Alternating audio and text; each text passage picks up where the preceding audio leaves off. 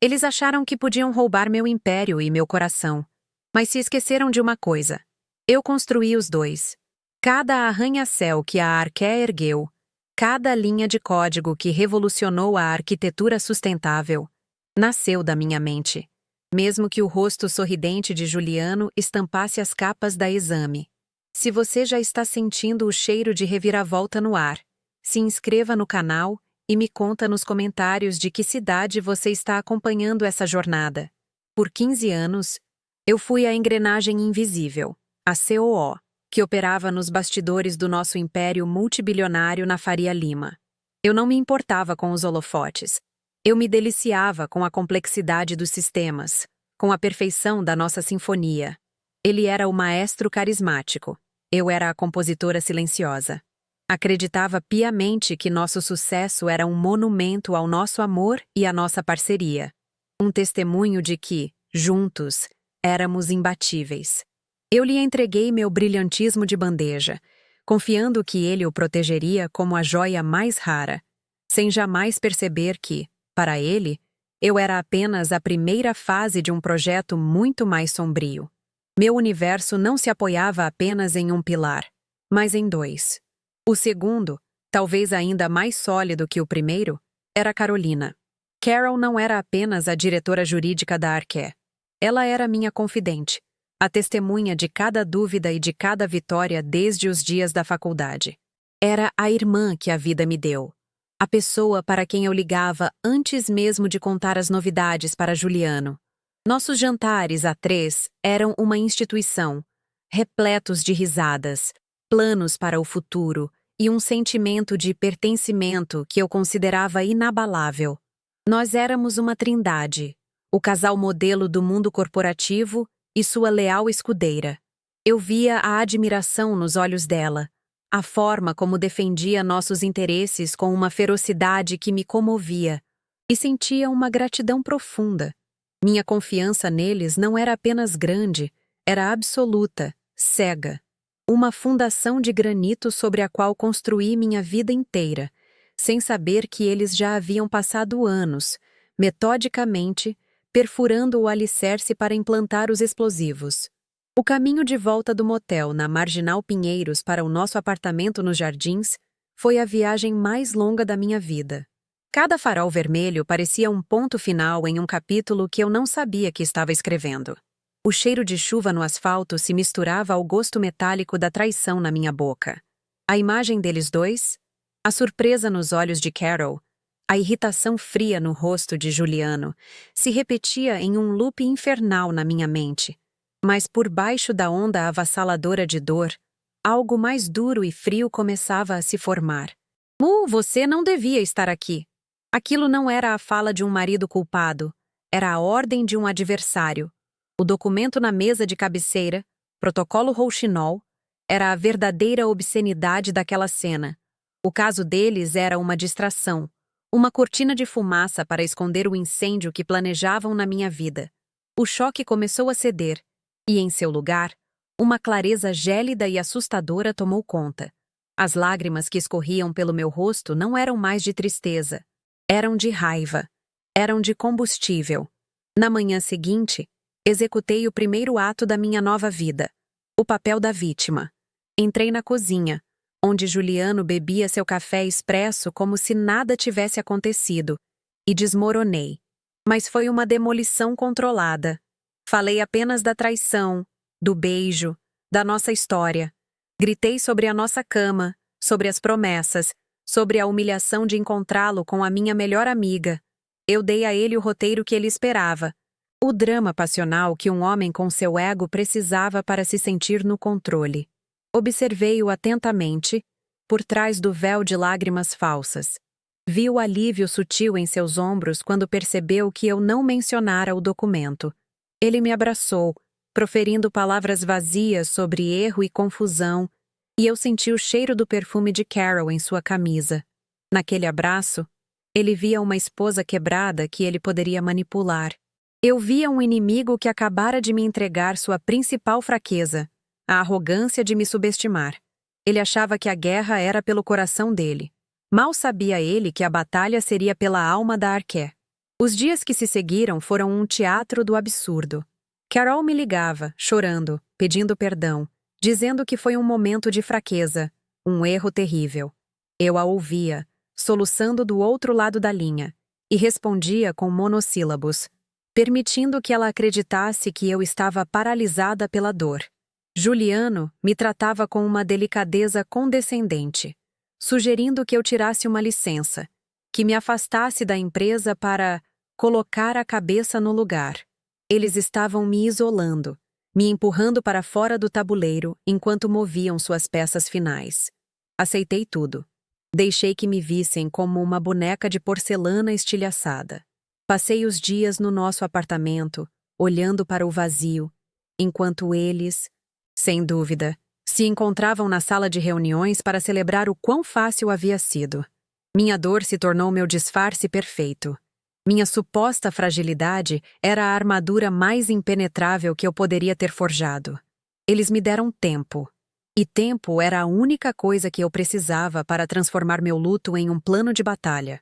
Enquanto o mundo corporativo acreditava que eu estava de luto pela minha vida pessoal, eu estava em guerra na minha vida digital. Às 3 da manhã, quando a cidade dormia e meus traidores sonhavam com meu império, eu estava no meu escritório em casa, com as cortinas fechadas, mergulhada nas profundezas dos servidores da Arqué. Meu acesso como COO era absoluto, uma chave mestra para cada cofre digital que eles achavam seguro. Comecei a busca pelo termo rouxinol. Nada nos diretórios principais, nada nos e-mails oficiais. Como eu suspeitava, era um projeto fantasma. Então, mudei a tática. Em vez de procurar pelo nome, comecei a rastrear o dinheiro. Mergulhei nos registros financeiros, seguindo o rastro de microtransações, desvios de orçamento que, sozinhos, pareciam erros de arredondamento, mas que, juntos, formavam um rio de dinheiro fluindo para um destino desconhecido. Cada linha de código que eu decifrava, cada transferência oculta que eu descobria, era como encontrar uma peça de um quebra-cabeça macabro. A tristeza havia desaparecido completamente, substituída por uma adrenalina fria e uma concentração absoluta. Eu não estava mais investigando um crime, estava dissecando a anatomia da traição deles. Eu sabia que não poderia fazer isso sozinha. Precisava de olhos e ouvidos dentro da infraestrutura de TI, alguém invisível para o alto escalão. Meu alvo era um jovem chamado Rafael, um analista de segurança de rede que eu havia orientado anos atrás. Ele era brilhante, mas estava estagnado, frustrado com a burocracia corporativa e ignorado por gerentes que não reconheciam seu talento. Marquei um encontro com ele em uma padaria modesta em Pinheiros, longe dos círculos da Faria Lima. Não apelei para a emoção ou contei minha história. Fui direta. Apresentei a ele as anomalias financeiras que encontrei, falando em termos de um desafio técnico, uma violação de segurança que precisava ser investigada com total discrição. Há algo errado nos nossos sistemas, Rafael. Algo grande e deliberadamente oculto. E as pessoas que estão fazendo isso acham que ninguém é inteligente o suficiente para pegá-las. Eu disse, olhando-o nos olhos. Vi um brilho de indignação e ambição em seu rosto. Ele não estava me ajudando por pena. Estava se juntando a mim por um senso de justiça e pela chance de provar o seu valor. Naquele momento, deixei de ser uma vítima solitária. Eu me tornei a general de um exército de 2. O caminho de volta do motel na Marginal Pinheiros para o nosso apartamento nos Jardins foi a viagem mais longa da minha vida.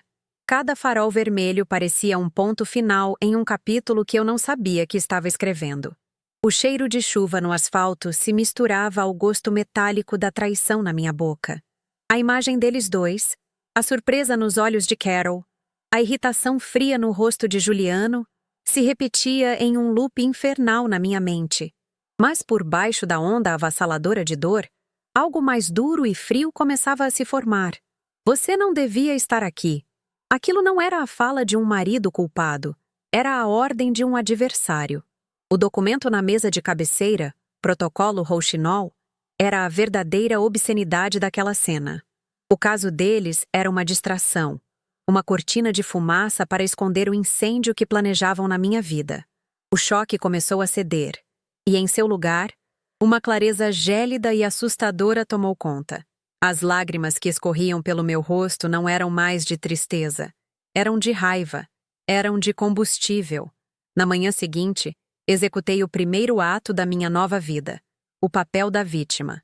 Entrei na cozinha, onde Juliano bebia seu café expresso como se nada tivesse acontecido, e desmoronei. Mas foi uma demolição controlada. Falei apenas da traição, do beijo, da nossa história. Gritei sobre a nossa cama, sobre as promessas, sobre a humilhação de encontrá-lo com a minha melhor amiga. Eu dei a ele o roteiro que ele esperava, o drama passional que um homem com seu ego precisava para se sentir no controle. Observei-o atentamente, por trás do véu de lágrimas falsas. Vi o alívio sutil em seus ombros quando percebeu que eu não mencionara o documento. Ele me abraçou, proferindo palavras vazias sobre erro e confusão, e eu senti o cheiro do perfume de Carol em sua camisa. Naquele abraço, ele via uma esposa quebrada que ele poderia manipular. Eu via um inimigo que acabara de me entregar sua principal fraqueza, a arrogância de me subestimar. Ele achava que a guerra era pelo coração dele. Mal sabia ele que a batalha seria pela alma da Arqué. Os dias que se seguiram foram um teatro do absurdo. Carol me ligava, chorando, pedindo perdão, dizendo que foi um momento de fraqueza, um erro terrível. Eu a ouvia, soluçando do outro lado da linha, e respondia com monossílabos, permitindo que ela acreditasse que eu estava paralisada pela dor. Juliano me tratava com uma delicadeza condescendente, sugerindo que eu tirasse uma licença, que me afastasse da empresa para colocar a cabeça no lugar. Eles estavam me isolando, me empurrando para fora do tabuleiro enquanto moviam suas peças finais. Aceitei tudo. Deixei que me vissem como uma boneca de porcelana estilhaçada. Passei os dias no nosso apartamento, olhando para o vazio, enquanto eles, sem dúvida, se encontravam na sala de reuniões para celebrar o quão fácil havia sido. Minha dor se tornou meu disfarce perfeito. Minha suposta fragilidade era a armadura mais impenetrável que eu poderia ter forjado. Eles me deram tempo, e tempo era a única coisa que eu precisava para transformar meu luto em um plano de batalha. Na solidão daquele apartamento que um dia chamei de lar, o luto finalmente teve seu enterro. Foi um funeral silencioso, sem flores nem lágrimas. Em seu lugar, nasceu uma certeza de aço. A mulher que amava Juliano e confiava em Carolina estava morta, e eu não perderia tempo velando seu corpo. O objetivo não era mais consertar um coração partido, era proteger um legado. A Arqué não era apenas uma empresa, era a materialização de cada noite mal dormida, cada sacrifício, cada centelha de genialidade que eu dediquei por 15 anos. Eles não haviam apenas traído uma esposa ou uma amiga. Eles haviam tentado assassinar a minha criação. A partir daquele instante, as regras do jogo mudaram. Não haveria gritos, nem confrontos passionais, apenas a precisão cirúrgica de um plano. Eles queriam apagar meu nome da história que eu escrevi. Eu iria garantir que os nomes deles se tornassem apenas uma nota de rodapé no capítulo da minha ascensão. A caçada ao rouxinol havia começado. O primeiro golpe não foi um estrondo, mas um sussurro digital.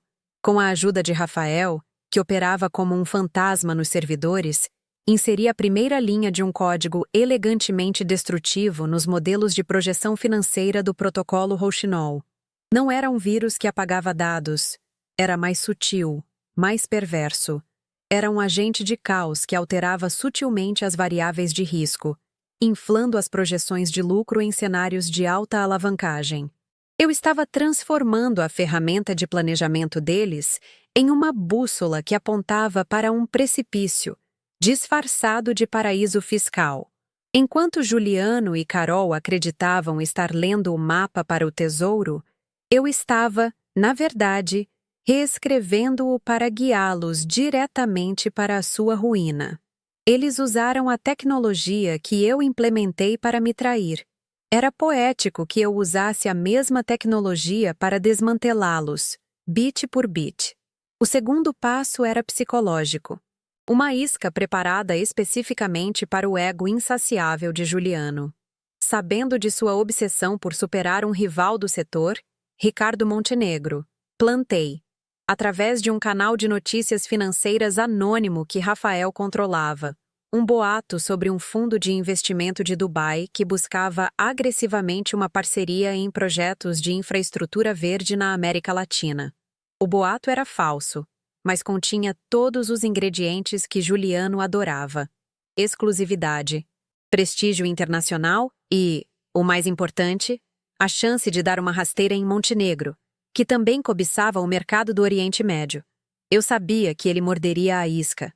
A ganância e a vaidade eram os dois motores que o moviam, e eu acabara de lhe dar uma pista de corrida particular, com um muro de concreto no final da reta. Ele não veria a armadilha. Veria apenas o troféu. A primeira rachadura apareceu 3 dias depois. Durante uma reunião do comitê executivo da qual participei por videoconferência, mantendo minha câmera desligada e o microfone no mudo, sob o pretexto de não estar me sentindo bem, Juliano apresentava as projeções financeiras infladas pelo meu código para justificar uma alocação de capital massiva para a nova oportunidade em Dubai. Vi através dos relatórios compartilhados na tela o momento exato em que um dos diretores financeiros, um homem meticuloso e cético, começou a questionar os números. A confiança de Juliano vacilou. Ele gaguejou, desviou o assunto e culpou uma atualização de sistema. Pela primeira vez em anos, eu o vi parecer incompetente. Carol, sentada ao seu lado, tinha o rosto tenso, uma máscara de profissionalismo mal escondendo a fúria. Aquele pequeno momento de humilhação pública foi mais doce do que qualquer vitória que já havíamos comemorado juntos. A paranoia começou a se instalar como uma névoa tóxica. Rafael me informou que, após a reunião, Juliano e Carol tiveram uma discussão acalorada a portas fechadas. Ele a acusou de não ter feito a devida diligência jurídica nos modelos. Ela o acusou de ser impulsivo e se deixar levar pelo ego. Era exatamente o que eu queria. A confiança entre eles, forjada na traição, era frágil. Eles não eram parceiros, eram conspiradores unidos pela ganância. E a ganância não cria lealdade, apenas alianças temporárias. Eu não precisava de uma bomba para destruir a relação deles. Bastava aplicar pressão nos pontos certos e observar as fissuras se tornarem abismos. Eles começaram a olhar para os próprios subordinados com desconfiança, procurando um bode expiatório para um erro que, na verdade, fora orquestrado pela mulher que eles acreditavam estar chorando no quarto. Meu próximo movimento foi escalar a ameaça de um problema interno para uma crise externa. Usando uma rede segura e um e-mail criptografado, enviei uma denúncia anônima e detalhada para a CVM. Não mencionei o protocolo Rouxinol diretamente, o que seria arriscado. Em vez disso, apontei o dedo para a empresa de fachada que eles haviam criado nas Ilhas Cayman, detalhando um padrão de atividade financeira que sugeria manipulação de mercado e lavagem de dinheiro. Usei a terminologia técnica correta, citando artigos da lei que eu sabia que acenderiam todos os alarmes. Eu não estava apenas jogando pedras, estava entregando aos reguladores um mapa detalhado da mina terrestre que eles mesmos haviam plantado, e apenas sugeri onde eles deveriam cavar. A investigação oficial seria o catalisador que transformaria a paranoia deles em pânico absoluto. O comunicado oficial da CVM chegou a Arqué como um raio em céu azul. Era uma notificação preliminar, um pedido de esclarecimentos, mas no mundo da Faria Lima, era o equivalente a uma declaração de guerra. O pânico foi imediato. Rafael me descreveu a cena. Reuniões de emergência, advogados externos sendo chamados, e o mais delicioso de tudo, Juliano e Carol, forçados a mentir para o próprio conselho de administração, minimizando a investigação como um procedimento de rotina. Eles agora estavam lutando em 2 frentes, tentando avançar com seu golpe enquanto se defendiam de um inimigo invisível que parecia conhecer seus segredos mais sombrios. A beleza do meu plano era que, quanto mais eles tentassem se encobrir, mais fundo cavariam a própria cova, deixando um rastro de documentos falsificados e perjúrio que eu, pacientemente, coletava. Enquanto eles se afogavam em burocracia e medo, eu continuava minha guerra psicológica de baixa intensidade. Pequenos atos de sabotagem digital que corroíam sua sanidade. Um e-mail crucial de Juliano para um investidor era misteriosamente desviado para a caixa de spam. O acesso de Carol a um arquivo vital para a defesa na CVM era temporariamente revogado por uma falha de sistema. Uma reunião agendada entre os dois era apagada de seus calendários. Eram alfinetadas, não punhaladas, projetadas para fazê-los duvidar de sua própria competência e, principalmente, um do outro. Quem havia cometido o erro? A TI? Um assistente? Ou será que um estava sabotando o outro? Eu os estava transformando em seus próprios monstros, assombrados pelas sombras de sua própria traição. Minha performance como a esposa de coração partido atingiu o nível de uma obra-prima. Certa noite, Juliano chegou em casa, o peso do mundo nos ombros, exalando frustração. Eu o recebi com um olhar triste e vulnerável, oferecendo-lhe um uísque. Dia difícil no trabalho? Perguntei com uma voz suave. Ele desabafou sobre incompetência e avazamentos, sobre como sentia que estava perdendo o controle. Eu coloquei minha mão sobre a dele e disse: talvez você devesse tirar um tempo. Nós deveríamos ir para algum lugar, só nós dois, para nos reconectarmos. A ironia era tão densa que quase podia ser tocada. Ele viu uma esposa ansiando por reconciliação. Eu via um general inimigo me entregando seu relatório de batalha completo, revelando cada fraqueza, cada medo. E eu usaria cada palavra contra ele. Enquanto a pressão aumentava, as personalidades distintas de Juliano e Carol se tornaram suas maiores vulnerabilidades. Carol, a advogada metódica, entrou em modo de contenção de danos. Ela se tornou obcecada pela investigação da CVM, trabalhando noite adentro, tentando encontrar a fonte do vazamento, sua ambição agora eclipsada por um medo paralisante de desgraça profissional. Ela era a estrategista, mas sua estratégia agora era puramente defensiva. Juliano, por outro lado, reagiu com a arrogância de um imperador sitiado. Atrasos e investigações apenas o tornaram mais imprudente. Ele sentia o tempo se esgotando e, em vez de recuar, decidiu acelerar o protocolo Rouxinol, cortando caminhos, ignorando os conselhos cautelosos de Carol e assumindo riscos ainda maiores. Eles não estavam mais em sincronia. Estavam puxando a corda em direções opostas. E eu estava no meio, afiando a faca que a cortaria. Foi nessa fase de desespero que Juliano cometeu seu primeiro erro fatal. Em uma tentativa de levantar capital rápido para a aquisição hostil, ele usou as projeções financeiras corrompidas que eu plantei para garantir um empréstimo ponte de um banco de investimentos notoriamente agressivo. Ele mentiu sobre a solidez da empresa, usando dados que ele não entendia completamente, movido apenas pela pressa. Rafael conseguiu uma cópia de toda a transação. Era a prova documental de fraude que eu precisava. Não era apenas uma quebra de ética corporativa, era um crime federal. Eu arquivei o documento em uma pasta criptografada chamada Golpe de Misericórdia. Cada peça do quebra-cabeça estava se encaixando, e a imagem que se formava era a de duas carreiras brilhantes se transformando em pó. Rafael se tornou mais do que um aliado. Ele era minha extensão dentro dos muros da Arquê. Ele me alimentava com um fluxo constante de informações. Trechos de conversas ouvidas perto da sala de reuniões, e-mails de pânico trocados entre os departamentos jurídico e financeiro, relatórios de segurança de TI mostrando as buscas frenéticas por um hacker ou um espião. Ele me contou como o clima na empresa havia mudado de um otimismo vibrante para um de medo e suspeita. As pessoas andavam nas pontas dos pés, com medo de serem as próximas a serem culpadas pelos problemas que surgiam do nada. Juliano e Carol, que se viam como os novos mestres do universo, haviam se tornado tiranos de um reino em colapso, e nem sequer sabiam o nome da força que os derrubava.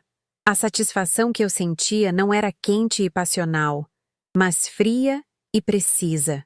Era a satisfação de um arquiteto vendo uma estrutura complexa se comportar exatamente como projetado. Cada movimento deles era uma reação previsível à minha ação. Cada decisão desesperada era um passo a mais na minha armadilha. Eu havia removido a emoção da equação. A dor da traição pessoal havia sido transmutada em dados, em estratégia. Eu não estava me vingando de um marido infiel ou de uma amiga falsa. Eu estava expurgando um sistema, removendo 2 elementos cancerígenos que ameaçavam destruir o organismo saudável que eu passei 15 anos construindo. A justiça, para mim, agora tinha a forma de um plano de negócios perfeitamente executado. Houve um momento em que quase fui descoberta. Uma varredura de segurança de rotina, intensificada pela paranoia de Carol, detectou uma anomalia nos logs de acesso noturnos. Os meus. Por um instante, meu coração gelou. Mas eu havia previsto essa possibilidade. Semanas antes, eu tinha acidentalmente derramado café no meu laptop de trabalho, forçando a TI a me dar um novo e, no processo, relatei problemas de conectividade remota. Rafael usou esse chamado antigo como cobertura, respondendo ao alerta de segurança que era provavelmente uma instabilidade residual do meu antigo perfil de acesso. A explicação foi aceita. O perigo passou, mas serviu como um lembre-brete afiado. Eu estava caminhando em uma corda bamba sobre um abismo. A vitória não estava garantida. Precisava ser conquistada a cada segundo. A tensão entre os 2 traidores finalmente atingiu o ponto de ebulição. Rafael conseguiu gravar, através do microfone de um telefone de conferência deixado ligado por um acidente, uma discussão brutal entre eles. Sua ganância vai nos colocar na cadeia, Juliano. Carol sibilou. E a sua covardia vai nos fazer perder tudo, ele retrucou. Acusações voaram. Sobre o empréstimo fraudulento, sobre a investigação da CVM, sobre a incompetência geral. A parceria deles, que parecia tão sólida naquele quarto de motel, estava se desintegrando sob o peso de uma pressão que eles não conseguiam compreender. Eles se uniram para me destruir, mas no final, estavam apenas destruindo um ao outro. Eu ouvi a gravação, não com prazer, mas com uma calma cirúrgica. A fundação deles havia ruído, faltava apenas empurrar o edifício. Enquanto o ato 4 da minha ópera silenciosa se encerrava, eu olhava para o tabuleiro de xadrez da minha vida. As peças deles estavam em desordem, o rei exposto e a rainha em pânico, atacando as próprias torres. Eles haviam começado uma caça às bruxas, desesperados para encontrar o fantasma que assombrava seu império. Mal sabiam eles que essa busca os levaria a cometer seu erro mais cruel e, para mim, a oportunidade perfeita para o xeque-mate. Eles precisavam de um culpado, um sacrifício para apaziguar os deuses do mercado e os investigadores da CVM. E em sua arrogância cega, eles escolheriam a pessoa errada, um homem inocente e leal. Eles não sabiam, mas ao fazer isso, não estariam apenas me dando a arma para destruí-los. Estariam me dando uma causa. A guerra estava prestes a deixar de ser silenciosa. A caça às bruxas começou de forma sutil, como um veneno lento se espalhando pelas veias da Arqué. Juliano e Carol, encurralados por uma série de azares e pela investigação da CVM, precisavam de uma narrativa, um rosto para culpar por seus fracassos. Eles precisavam de um traidor. Rafael me alertou sobre o novo padrão de auditorias internas, focadas não em finanças, mas em acesso a dados estratégicos. Eles não estavam procurando por um erro de sistema, estavam caçando um espião. E em sua paranoia, eu sabia que eles não escolheriam um suspeito lógico. Eles escolheriam um alvo simbólico, alguém cuja queda enviaria uma mensagem clara para qualquer um que ousasse ter lealdade a mim. Eles estavam procurando uma forma de me ferir por procuração, de me atingir onde eu era mais vulnerável, no meu respeito por aqueles que construíram a Arque comigo. Meu estômago gelou quando Rafael me enviou o nome que estava no topo da lista de pessoas de interesse da auditoria, Marcos Mendes. Marcos não era apenas o chefe do departamento de desenvolvimento de projetos. Ele era a alma da empresa. Um homem de 60 anos, com a integridade de um carvalho, que estava comigo desde o primeiro tijolo, desde o primeiro esboço em um guardanapo. Ele me ensinou sobre a resiliência do concreto e a honestidade das estruturas. Era a figura paterna que a vida corporativa me deu. Meu conselheiro mais leal, o único a quem eu confiava os projetos mais ambiciosos. Escolhê-lo não era uma decisão de negócios. Era um ato de pura maldade, um ataque direto e pessoal ao meu legado e ao meu coração. Eles sabiam que destruir Marcos era o equivalente a queimar a minha biblioteca. A estratégia deles era cruelmente inteligente. Marcos, por sua lealdade a mim, tinha acesso a quase todos os projetos em andamento, incluindo os dados que Juliano e Carol estavam manipulando para o protocolo Rouxinol. Eles começaram a construir uma narrativa de insatisfação. Falsificaram e-mails, supostamente enviados do computador pessoal de Marcos para um endereço anônimo, contendo fragmentos de informações confidenciais. Eram pedaços de dados inofensivos fora de contexto, mas quando costurados pela mão habilidosa e perversa de Carol, pintavam o retrato de um funcionário amargurado, prestes a se aposentar, que sentia que não havia recebido o devido reconhecimento e estava vendendo segredos da empresa para a concorrência. Eles estavam usando a lealdade dele como a arma do crime e sua reputação impecável como a vítima do sacrifício. O golpe foi desferido em uma manhã de terça-feira. Fui informada por uma mensagem de texto lacônica de uma assistente apavorada.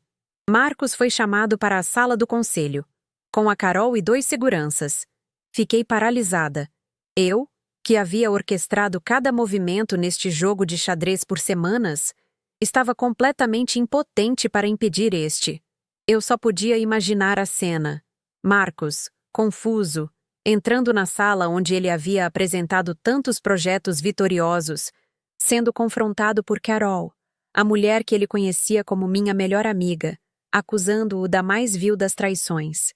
Eles não lhe deram a chance de se defender. Foi um julgamento e uma execução sumária, projetada para máxima humilhação e choque. A notícia se espalhou pela empresa como fogo em palha seca.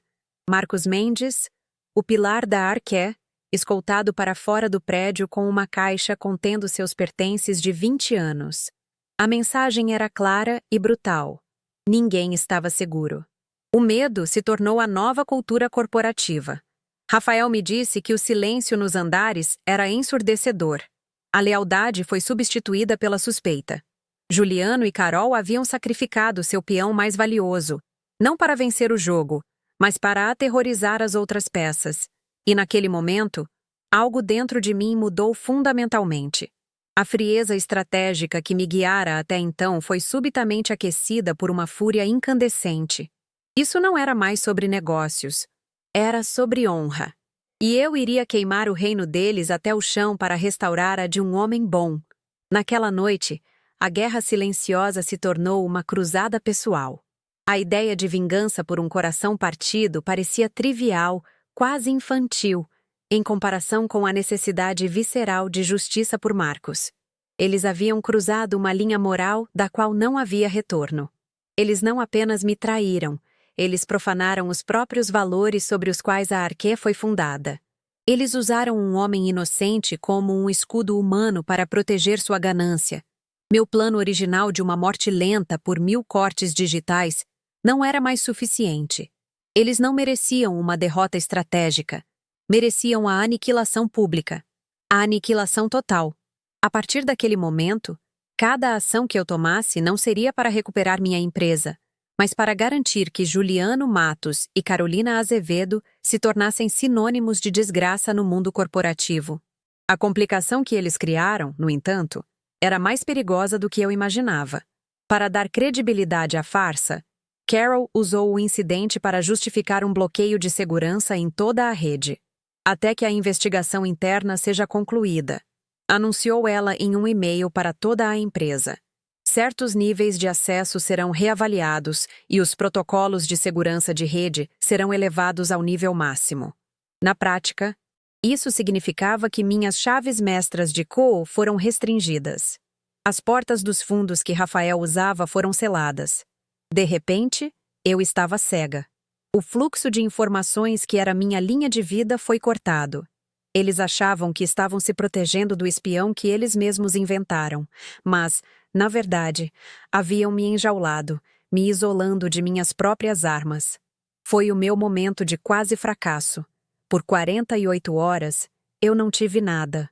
O pânico, um sentimento que eu havia suprimido por semanas, ameaçou vir à tona. Eles estavam se movendo, consolidando seu poder, formalizando as acusações contra Marcos, e eu estava presa do lado de fora, olhando para uma fortaleza digital que eu mesma construí. A ironia era esmagadora. Eu havia me tornado tão dependente da minha superioridade tecnológica que me esqueci de como lutar no escuro. Foi um teste brutal. Eu poderia recuar, esperar por uma brecha. Ou poderia fazer o que eles nunca esperariam: improvisar. Eu precisava provar a mim mesma que minha maior arma não era meu acesso aos servidores, mas a mente que os projetou. Minha salvação veio de uma fonte analógica, quase arcaica. Lembrei-me de um sistema de backup offline, um arquivo morto que eu mesma criei anos atrás como um plano de contingência para um desastre de fim do mundo, como um incêndio no data center. Ele continha cópias de segurança de tudo, mas não era conectado à rede principal. O acesso era físico, através de um terminal de serviço esquecido em uma sala de manutenção no terceiro subsolo da garagem. Enquanto Carol e sua equipe de TI caçavam fantasmas nos servidores na nuvem, eu desci para as entranhas do prédio. Vestida com um uniforme de limpeza que consegui com um funcionário leal, eu me tornei invisível à vista de todos. A arrogância deles era minha nova porta dos fundos. Naquela sala fria e empoeirada, cercada pelo zumbido dos geradores, eu me reconectei. Não era o acesso em tempo real que eu tinha antes, mas era um tesouro. Cópias de cada e-mail, cada transação, cada rascunho de documento até a semana anterior ao bloqueio. E foi lá que encontrei a peça que faltava. Em uma pasta temporária, nos arquivos de backup do laptop de Carol, estava o áudio. Uma gravação de voz, provavelmente feita para tomar notas, onde ela e Juliano discutiam abertamente como iriam plantar as evidências contra Marcos. Eles riam. Riam da lealdade dele. Riam de como ele ficaria chocado. Ele é perfeito, dizia a voz de Carol na gravação. A lealdade dele a Helena o torna o traidor perfeito aos olhos do conselho. O som daquela risada ecoou na sala silenciosa e selou o destino deles. Aquela gravação não era apenas uma prova, era a confissão deles, a trilha sonora de sua depravação. Eu a salvei em um pendrive criptografado que carregava como um amuleto. A guerra digital havia acabado. A próxima fase seria um espetáculo. Eles queriam um bode expiatório? Eu lhes daria um. Mas o sacrifício não seria um homem inocente. Seriam eles, no altar de sua própria arrogância, com toda a Faria Lima como testemunha. O bloqueio de segurança que deveria me cegar, na verdade, me forçou a encontrar a prova mais condenatória de todas. Eles não me encurralaram. Eles apenas me mostraram o caminho para a jugular. A situação de Marcos se tornou ainda mais grave. Com as provas e fabricadas por Carol, a Arqué entrou com uma queixa formal, e a Polícia Federal abriu um inquérito. O nome dele estava em todos os jornais financeiros. De um dia para o outro, um homem honrado foi transformado em um pária. Sua reputação de uma vida inteira manchada pela lama da ganância de outros. Encontrei-me com sua esposa, Lúcia, em um café discreto. Seus olhos estavam vermelhos de choro, mas sua voz era firme. Eu conheço meu marido, Helena. Ele daria a vida por esta empresa, por você. Suas palavras foram como facas no meu peito, mas também como aço na minha espinha. Eu prometi a ela, não com palavras, mas com um olhar, que eu faria o que fosse preciso. A vingança agora tinha um propósito maior, a redenção de um homem justo. Com a investigação federal em andamento, o tempo estava se esgotando. Juliano e Carol, sentindo-se seguros por trás de seu bode expiatório, aceleraram a fase final do protocolo Rouxinol. O grande anúncio seria feito no evento anual de gala da empresa, a Gala Inovação Arqué, em 2 semanas. Seria o palco perfeito para eles. Diante da imprensa, investidores e funcionários, Juliano anunciaria uma reestruturação ousada para combater ameaças internas e externas, usando a crise fabricada de Marcos como justificativa para as manobras financeiras que lhes dariam o controle total. Eles estavam planejando usar a destruição de Marcos como a pedra fundamental de seu novo império. A audácia deles era de tirar o fôlego. Isso me deu um prazo e um local. A Gala Inovação Arqué. O palco que eles escolheram para sua coroação seria o palco de sua execução. Meu plano mudou drasticamente. Não se tratava mais de sabotagem sutil ou de vazamentos anônimos para a CVM. Precisava ser um único golpe. Um golpe de misericórdia, que não deixasse espaço para dúvidas, negações ou manobras legais. Tinha que ser público, irrefutável e devastador. Eu precisava transformar o maior triunfo deles em sua humilhação mais espetacular. A contagem regressiva havia começado. Rafael, agora operando com extrema cautela, encontrou uma nova vulnerabilidade. Não nos servidores, mas no sistema audiovisual que seria usado na gala. A empresa terceirizada, contratada para o evento, usava um software com uma falha de segurança conhecida, que a equipe de TI da Arqué, focada na caça ao fantasma interno, havia ignorado. Era a minha entrada. Eu não precisava mais estar dentro dos muros da Arqué para controlar o show. Eu poderia ser a diretora de todo o espetáculo a partir do meu laptop, a quilômetros de distância. Eles me trancaram para fora de casa. Então eu decidi queimar o teatro inteiro. Passei os dias e noites seguintes montando o que chamei de o dossiê da aniquilação. Era uma obra de arte da destruição, uma narrativa multimídia que conectava todos os pontos. Começava com o protocolo Rouxinol, mostrava os extratos da empresa de fachada nas Ilhas Caimán, ligava-os ao empréstimo fraudulento e à investigação da CVM, e culminava na prova mais condenatória de todas, o áudio de Juliano e Carol, conspirando para destruir Marcos. Cada peça de evidência era carimbada com data, hora e metadados irrefutáveis. Não era apenas uma acusação, era a anatomia completa de um crime, contada em seus próprios termos, com suas próprias vozes. A ironia era que, ao me isolarem, eles me deram o foco que eu precisava, sem as distrações diárias da empresa, sem o fluxo constante de informações. Eu pude me concentrar em uma única tarefa: construir o caixão deles. Cada linha de código que eu escrevia para assumir o controle do sistema da gala, cada edição que eu fazia no vídeo que seria sua ruína, era feita com uma clareza e um propósito que eu nunca havia sentido antes. A dor da traição havia se tornado um laser, cortando qualquer hesitação ou dúvida. Eu não estava mais reagindo aos movimentos deles. Eu estava preparando o campo de batalha final, e eles estavam marchando direto para ele, cegos pela própria arrogância. Enquanto isso, a performance de Juliano como o CEO visionário atingiu o auge. Ele deu entrevistas, falando sobre a dolorosa, mas necessária, decisão de cortar laços com elementos que não compartilham mais da nossa visão de integridade. Ele falava sobre um futuro brilhante para a Arqué, um futuro construído sobre transparência e confiança. Cada palavra que saía de sua boca era uma mentira que eu logo faria com que ele engolisse. Ele estava escrevendo seu próprio epitáfio e nem sabia. Ele e Carol se sentiam intocáveis, acreditando que haviam contido a crise e eliminado a ameaça. Eles pensavam que haviam vencido. Há 2 noites da gala, invadi o sistema de agendamento de Juliano e vi as anotações para o seu discurso. O título era Renascimento. Ele planejava se posicionar como o salvador da empresa, aquele que a purificou e a preparou para uma nova era de sucesso. Ele era o herói de sua própria história fraudulenta. Li cada palavra, cada pausa dramática planejada, e um sorriso frio se formou em meu rosto. Seria um discurso memorável, de fato. Mas não pelas razões que ele imaginava. Eu faria apenas uma pequena edição no roteiro dele. A apresentação de slides. Meu contato anônimo na Polícia Federal, para quem eu havia vazado as primeiras informações da CVM, recebeu um novo pacote. Eu enviei a eles o dossiê completo, com uma instrução clara.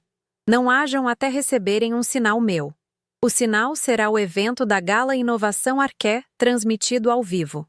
Eu precisava que a prisão deles fosse uma consequência direta da revelação pública, para que não houvesse chance de abafarem o caso com seus advogados caros. A justiça precisava ser televisionada. A última peça do quebra-cabeça era garantir a exoneração de Marcos.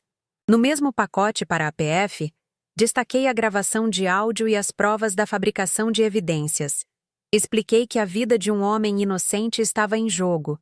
A queda de Juliano e Carol não seria suficiente se a honra de Marcos não fosse restaurada primeiro. Meu plano não era apenas sobre destruição, era sobre reconstrução. E a primeira pedra dessa reconstrução seria o bom nome de Marcos Mendes. Na manhã da gala, olhei para o convite dourado sobre minha mesa. Eu não iria. Meu lugar não era na plateia, aplaudindo a queda deles. Meu lugar era na sala de controle, como a operadora de fantoches que eles nunca souberam que existia. Eles haviam transformado minha vingança em uma luta pela sobrevivência de um homem inocente. E ao fazerem isso, eles me deram a justificativa moral para fazer o impensável. Eles me deram a licença para não deixar pedra sobre pedra. Enquanto eles se preparavam para os aplausos, eu preparava o Armagedon. Verifiquei minha conexão. Testei meu controle sobre o sistema de projeção uma última vez. Tudo estava no lugar. A calma que me envolveu não era a ausência de emoção, mas a presença de uma certeza absoluta. A história da Arqué seria reescrita naquela noite. E eu seria a única autora. Juliano queria um renascimento. E era exatamente isso que eu lhe daria. O renascimento da Arqué das cinzas de sua carreira. A escalada desesperada deles havia chegado ao seu ápice. Ao tentar me destruir atacando um inocente, eles apenas fortaleceram minha resolução e ampliaram o escopo da minha retaliação. Eles não entendiam que a lealdade, a verdadeira lealdade que Marcos representava, era uma força mais poderosa que a ganância. Eles achavam que estavam jogando xadrez, mas eu estava jogando um jogo completamente diferente. Um em que a rainha não apenas toma o rei, mas incendeia o tabuleiro inteiro para proteger os seus. A cortina estava prestes a subir para o ato final. ¿Te está gustando esta historia? Deja un like y suscríbete al canal. Ahora continuamos con el vídeo. Eles me forçaram a uma posição onde a única saída era a aniquilação total. A escolha de sacrificar Marcos não foi um erro tático. Foi um pecado capital. Eles me mostraram que não havia limites para sua crueldade. E, em troca, eu lhes mostraria que não havia limites para minha inteligência e minha determinação. A mulher que eles quebraram no quarto de motel não existia mais. Em seu lugar, havia uma estrategista forjada no fogo da traição e temperada no gelo da justiça. O plano deles de usar Marcos para me ferir saiu pela culatra de forma espetacular. Em vez de me paralisar com a dor, eles me deram um propósito claro e inabalável. Cada lágrima da esposa de Marcos, cada artigo de jornal manchando seu nome, se tornou combustível para a minha fúria controlada. Eles queriam que eu me sentisse impotente. Em vez disso, eu nunca me senti tão poderosa, pois minha causa agora era maior do que eu mesma. A ironia final era que o bloqueio de segurança, sua grande jogada para me neutralizar, foi o que me permitiu trabalhar sem ser detectada. Enquanto eles se parabenizavam por terem garantido o perímetro, eu estava no subsolo, desenterrando seus segredos mais sombrios. Sua tentativa de construir um muro ao meu redor apenas me deu a privacidade para construir a guilhotina. A contagem regressiva para a gala era também a contagem regressiva para a minha própria libertação. Libertação da dor, da dúvida e da sombra de Juliano. Eu não estava apenas prestes a expor dois criminosos. Estava prestes a reivindicar minha identidade, minha história e meu futuro. A Arqué não era o império dele. Era a minha obra-prima. E eu estava prestes a limpá-la da mancha que eles deixaram. A noite da gala chegou, e com ela, uma sensação de finalidade. Eu não sentia nervosismo, apenas uma calma profunda e resoluta. Cada peça estava em seu lugar. A mídia estava presente. Os investidores estavam sentados. A polícia estava de prontidão. E os 2 cordeiros estavam caminhando orgulhosamente para o abate. Eles haviam subestimado a esposa. Subestimaram a amiga. Mas o erro fatal foi subestimar a arquiteta. E eu havia projetado a queda perfeita. O desespero deles os tornou previsíveis. A necessidade de um bode expiatório, a aceleração do plano, a escolha de um palco público para sua vitória. Cada passo foi uma reação de livro didático de criminosos encurralados.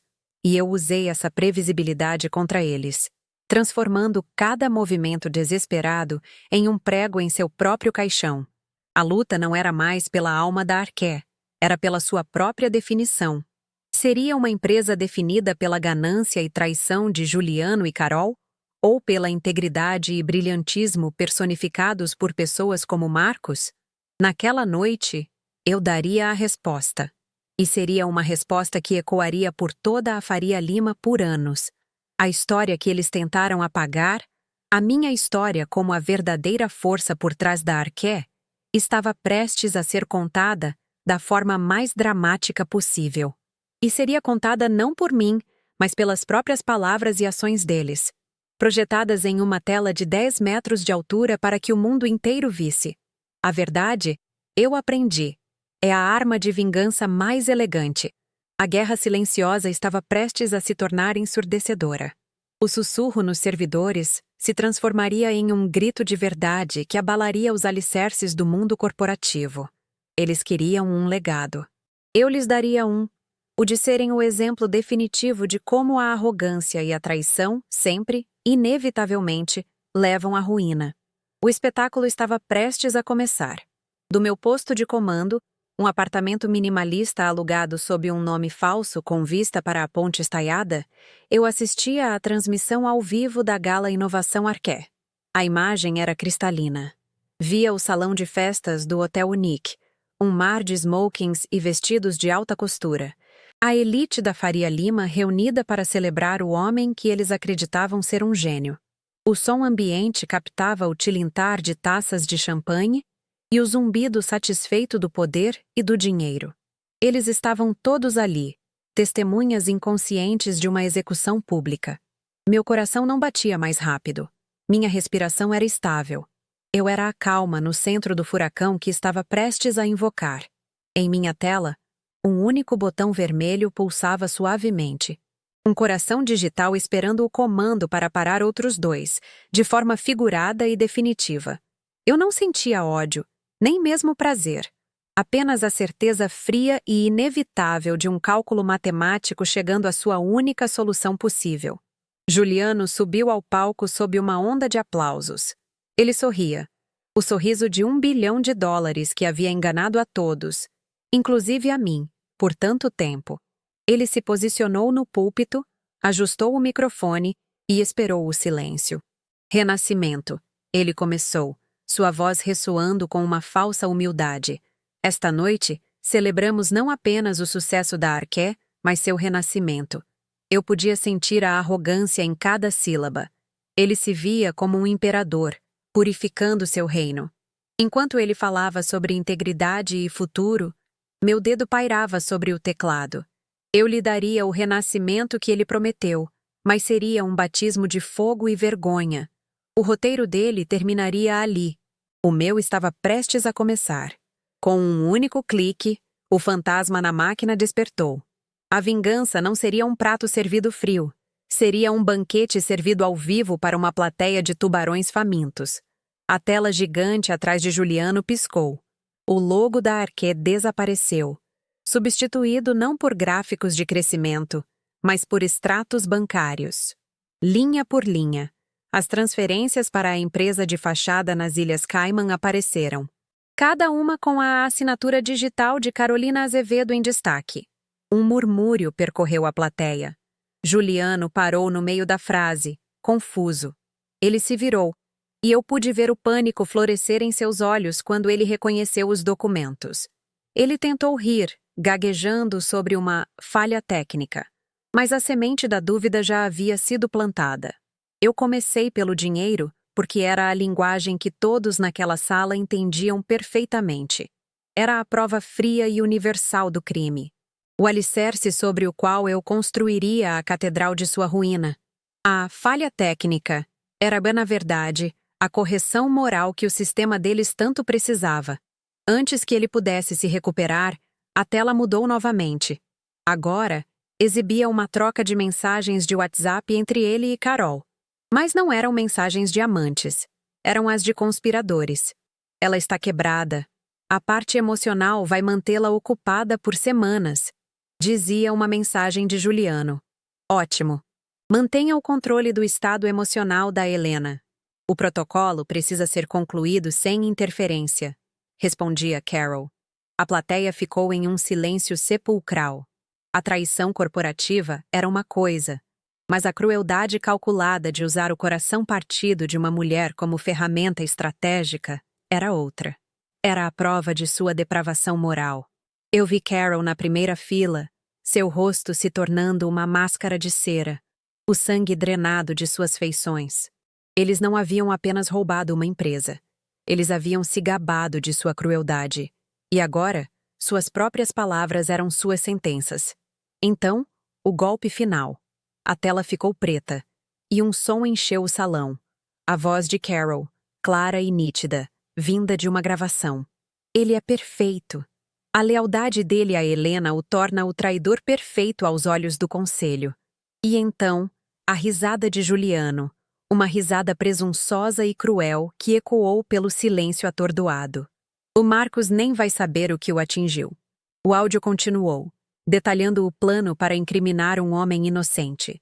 Aquele som, aquela risada, transformou o choque da plateia em repulsa visível. Não havia mais ambiguidade, nem espaço para negação. Era a confissão deles, transmitida em som surround para o mundo. Eu os expus não apenas como ladrões, mas como monstros que se divertiam destruindo a vida de um homem bom por ganância. A justiça por Marcos estava sendo servida, e o som era ensurdecedor.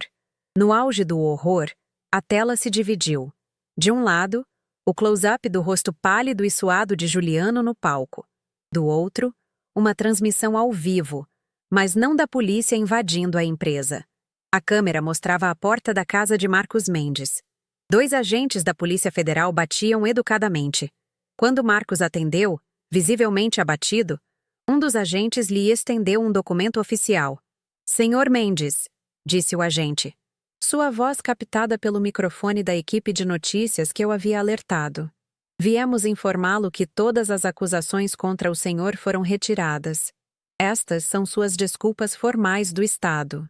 A imagem de Marcos, chorando de alívio nos braços de sua esposa, era a catarse. A redenção dele, transmitida ao vivo, era a aniquilação final deles. Eu não apenas os destruí. Eu restaurei a honra do homem que eles tentaram sacrificar. O caos irrompeu no salão. Flashes de câmeras disparavam como relâmpagos, transformando o palco em uma cena de interrogatório. Jornalistas gritavam perguntas. Investidores se levantavam, seus rostos uma mistura de fúria e pânico. Juliano e Carol estavam congelados, 2 estátuas de arrogância derretendo sob os holofotes da verdade. Eles não olhavam um para o outro, olhavam para o vazio, para o abismo que se abrira sob seus pés. Seu império, construído sobre mentiras, desmoronou em menos de 5 minutos. Do meu apartamento, eu assistia a tudo com uma calma glacial. A arquiteta em mim observava a demolição controlada, cada explosivo detonando na sequência exata que eu havia planejado. A estrutura podre deles não aguentou o peso da verdade. Fechei meu laptop. O zumbido eletrônico cessou, deixando apenas o silêncio. A transmissão continuava na TV, mostrando os primeiros policiais chegando ao evento, não para investigar uma falha técnica, mas para escoltar os anfitriões da festa. Minha guerra silenciosa havia terminado com o estrondo mais alto possível.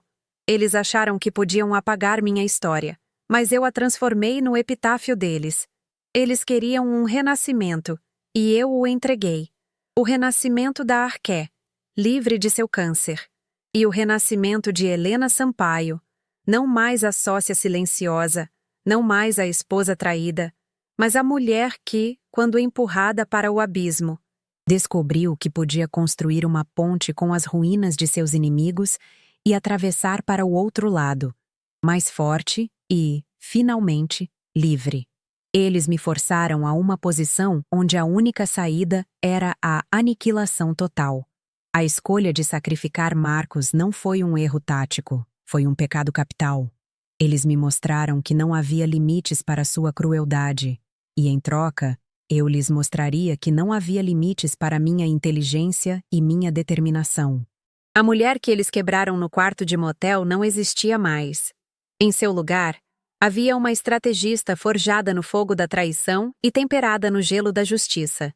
O plano deles de usar Marcos para me ferir saiu pela culatra de forma espetacular. Em vez de me paralisar com a dor, eles me deram um propósito claro e inabalável.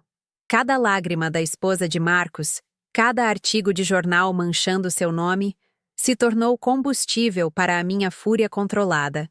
Eles queriam que eu me sentisse impotente. Em vez disso, eu nunca me senti tão poderosa, pois minha causa agora era maior do que eu mesma. A ironia final era que o bloqueio de segurança, sua grande jogada para me neutralizar, foi o que me permitiu trabalhar sem ser detectada. Enquanto eles se parabenizavam por terem garantido o perímetro, eu estava no subsolo, desenterrando seus segredos mais sombrios. Sua tentativa de construir um muro ao meu redor apenas me deu a privacidade para construir a guilhotina. A contagem regressiva para a gala era também a contagem regressiva para a minha própria libertação. Libertação da dor, da dúvida e da sombra de Juliano. Eu não estava apenas prestes a expor dois criminosos. Estava prestes a reivindicar minha identidade, minha história e meu futuro. A Arqué não era o império dele. Era a minha obra-prima. E eu estava prestes a limpá-la da mancha que eles deixaram. A noite da gala chegou. E com ela, uma sensação de finalidade. Eu não sentia nervosismo, apenas uma calma profunda e resoluta. Cada peça estava em seu lugar. A mídia estava presente. Os investidores estavam sentados. A polícia estava de prontidão. E os dois cordeiros estavam caminhando orgulhosamente para o abate. Eles haviam subestimado a esposa, subestimaram a amiga. Mas o erro fatal foi subestimar a arquiteta. E eu havia projetado a queda perfeita. O desespero deles os tornou previsíveis. A necessidade de um bode expiatório, a aceleração do plano, a escolha de um palco público para sua vitória. Cada passo foi uma reação de livro didático de criminosos encurralados. E eu usei essa previsibilidade contra eles, transformando cada movimento desesperado em um prego em seu próprio caixão. A luta não era mais pela alma da Arqué, era pela sua própria definição. Seria uma empresa definida pela ganância e traição de Juliano e Carol? Ou pela integridade e brilhantismo personificados por pessoas como Marcos? Naquela noite, eu daria a resposta. E seria uma resposta que ecoaria por toda a Faria Lima por anos. A história que eles tentaram apagar, a minha história como a verdadeira força por trás da Arqué, estava prestes a ser contada da forma mais dramática possível. E seria contada não por mim, mas pelas próprias palavras e ações deles, projetadas em uma tela de 10 metros de altura para que o mundo inteiro visse. A verdade, eu aprendi, é a arma de vingança mais elegante. A guerra não terminou com um estrondo, mas com o silêncio que se seguiu. Nos dias após a gala, o mundo financeiro parecia prender a respiração. Os portais de notícias, da Exame ao Valor Econômico, não falavam de outra coisa. O colapso da Arqué. A traição na Faria Lima. Eles contavam a história de um escândalo, mas eu conhecia a verdade. Não foi um colapso. Foi uma demolição controlada, uma purificação. De meu novo posto de comando, um escritório temporário com paredes de vidro. Eu não via ruínas. Via um terreno limpo, pronto para uma nova fundação. A poeira da queda deles ainda pairava no ar, mas para mim, cheirava a liberdade. A vingança não era o fim do jogo. Era apenas a limpeza do tabuleiro para que a verdadeira partida pudesse começar. Eu não celebrei. Eu comecei a trabalhar, pois o renascimento exige mais esforço do que a destruição. A queda de Juliano e Carol foi tão completa quanto fora pública. Presos preventivamente, enfrentaram uma avalanche de acusações. Fraude, manipulação de mercado, falsidade ideológica, conspiração. Seus ativos foram congelados, suas reputações incineradas. Vi fotos deles sendo levados para depoimentos. O brilho da arrogância substituído pela opacidade do desespero. Eles contrataram os advogados mais caros de São Paulo, mas não havia defesa contra a verdade gravada e documentada. A justiça, muitas vezes lenta e labiríntica, neste caso foi cirúrgica. Eles não foram apenas derrotados, foram apagados. Sua história na Arqué, que eles tentaram reescrever como uma epopeia de sua genialidade, foi reduzida a uma nota de rodapé vergonhosa. Eles queriam ser os únicos arquitetos do sucesso. No final, foram apenas os arquitetos de sua própria cela. O Conselho de Administração da Arqué, um grupo de homens acostumados a controlar narrativas, estava em pânico. Com as ações em queda livre e a credibilidade da empresa em frangalhos, eles fizeram a única jogada possível. A ligação veio de Arthur Lemos, o presidente do conselho, um homem que sempre me tratou com uma cordialidade condescendente. Sua voz, no entanto, não continha mais condescendência, apenas uma urgência nua. Helena, ele disse, a empresa precisa de você. Precisa de sua mente, de sua estabilidade. Assuma como CEO interina. Por favor. Não foi um pedido. Foi uma rendição. Eles não me ofereceram o poder. Eles o devolveram a quem ele sempre pertenceu. Eu aceitei. Não com gratidão, mas com a calma autoridade de quem retorna ao seu trono de direito. A era da sócia silenciosa havia terminado. Meu primeiro ato oficial como CEO não foi uma reunião com investidores ou uma coletiva de imprensa. Foi uma visita à casa de Marcos Mendes. Encontrei-o no jardim, cuidando de suas orquídeas, um homem cuja dignidade se recusava a ser manchada. Ofereci-lhe não apenas seu antigo cargo de volta, mas uma nova posição. Vice-presidente de operações, meu braço direito. Seus olhos se encheram de lágrimas, mas não eram de tristeza. Eu nunca duvidei de você, Helena, ele disse, mas duvidei do mundo. Eu coloquei minha mão em seu ombro e respondi. Então, vamos construir um mundo melhor, Marcos. Começando aqui, na nossa empresa. Restaurar a honra dele era mais do que um ato de justiça. Era a refundação da Arqué sobre um novo pilar. A lealdade recompensada, não punida. A alma da empresa estava sendo curada. Na semana seguinte, convoquei uma reunião geral com todos os funcionários. O auditório estava tenso, repleto de incerteza. Subi ao palco, o mesmo palco que quase serviu de coroação para Juliano, e olhei para os rostos apreensivos. Não usei o carisma artificial dele, usei a verdade. Vocês passaram por uma traição. Todos nós passamos. Comecei, minha voz firme. A liderança anterior confundiu ambição com ganância e poder com crueldade. Essa era acabou. A nova Arqué será construída sobre o talento que está nesta sala, sobre integridade, e sobre a premissa de que grandes obras nascem de grandes pessoas, não de grandes egos. Não prometi um futuro fácil, mas prometi um futuro honesto. Naquele dia, o medo na empresa começou a ser substituído por um sentimento que há muito não se via: esperança. A limpeza foi metódica e rápida. Demiti os poucos executivos que eram cúmplices ou leais ao regime anterior. Em seus lugares, promovi talentos internos que haviam sido negligenciados. Rafael, o jovem analista de TI que foi meus olhos e ouvidos, tornou-se o novo chefe de segurança da informação, com recursos para construir o departamento mais impenetrável do país. Ele não era mais um funcionário invisível, era um guardião. Ao reestruturar a liderança, eu não estava apenas trocando nomes em portas. Estava mudando a cultura da empresa de uma de política e medo para uma de meritocracia e inovação.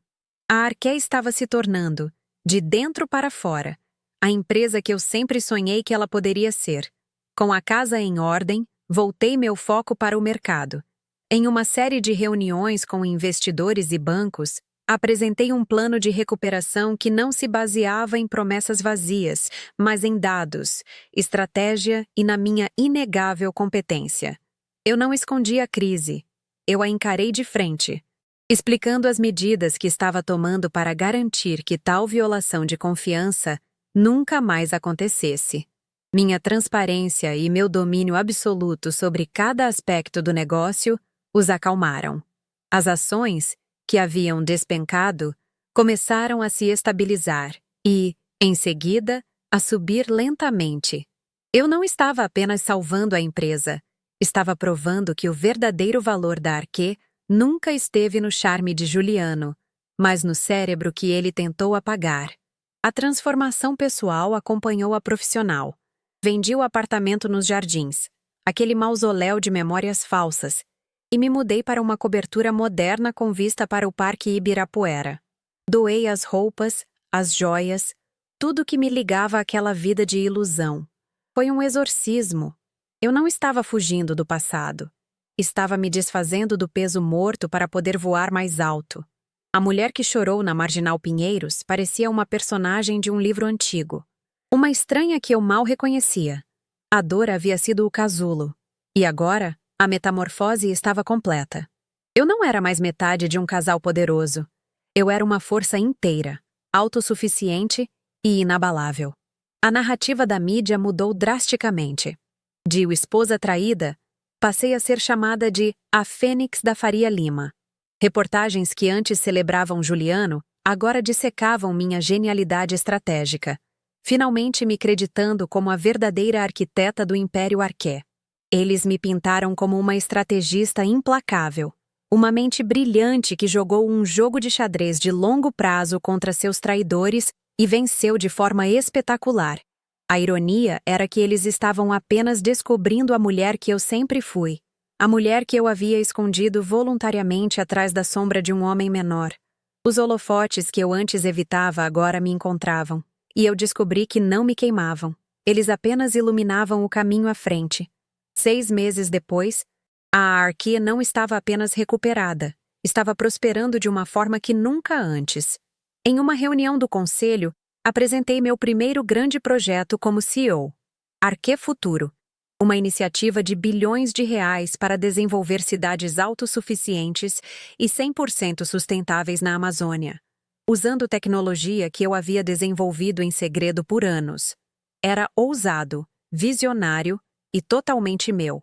Arthur Lemos e os outros conselheiros, que antes me viam como a esposa quieta, agora me olhavam com uma mistura de admiração e temor. A aprovação foi unânime.